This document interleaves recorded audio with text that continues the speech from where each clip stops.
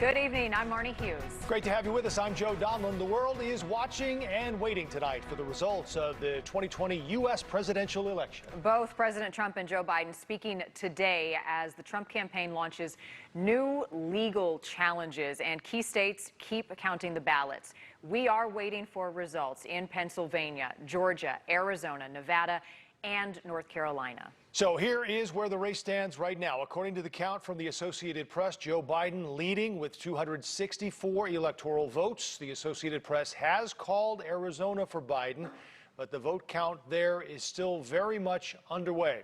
President Trump has 214 electoral college votes. Paths are still open for either candidate to win the White House. And here's a look at the number of votes remaining to be counted at this hour. We're going to be speaking with Professor Michael Latner. He's going to break down the numbers state by state for you.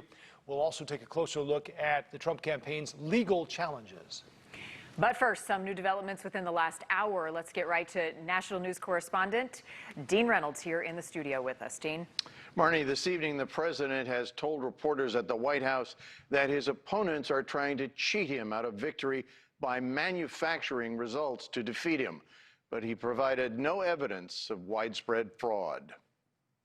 If you count the legal votes, I easily win.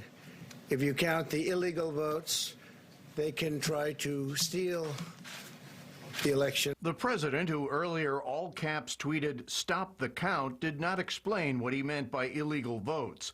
But he again repeated his view, which he regularly enunciated on the campaign trail, that mail-in ballots are open to corruption, though millions of Americans voted that way and their ballots are even now being counted. He said again, without providing proof, that many people continued voting even after Election Day, and he attacked Democratic officials in Detroit, in Philadelphia, and elsewhere for trying to commit fraud. The counting in Pennsylvania and other key states are all part of a corrupt Democrat machine. A couple of hours earlier in Wilmington, Delaware, former Vice President Biden called for patience. Democracy is sometimes messy.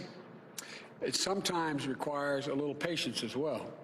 But that patience has been rewarded now for more than 240 years with a system of governance that's been the envy of the world. He offered another expression of confidence in the ultimate outcome. Each ballot must be counted. And that's what we're going to see going through now. And that's how it should be. Senator and I, we continue to feel very good about where things stand. We have no doubt that when the count is finished, Senator Harris and I will be declared the winners. The president's demand to stop the count was a position embraced by his supporters. And yet stopping the count in Nevada, for example, where Mr. Biden is now ahead, would be counterproductive since its 6 electoral votes would make Mr. Biden, now at 264, the next president. In Las Vegas, the Trump campaign's Adam Laxalt said he believed Nevada's count was fraudulent. We believe that there are dead voters that have been counted. We are also confident that there are thousands of people whose votes have been counted that have moved out of Clark County during the pandemic. He did not offer proof or answer questions. But what the president appeared to actually want was a halt in vote counting only where he is currently ahead and where his lead is shrinking. Georgia and Pennsylvania, to name 2 states. His campaign has filed a number of lawsuits on his behalf.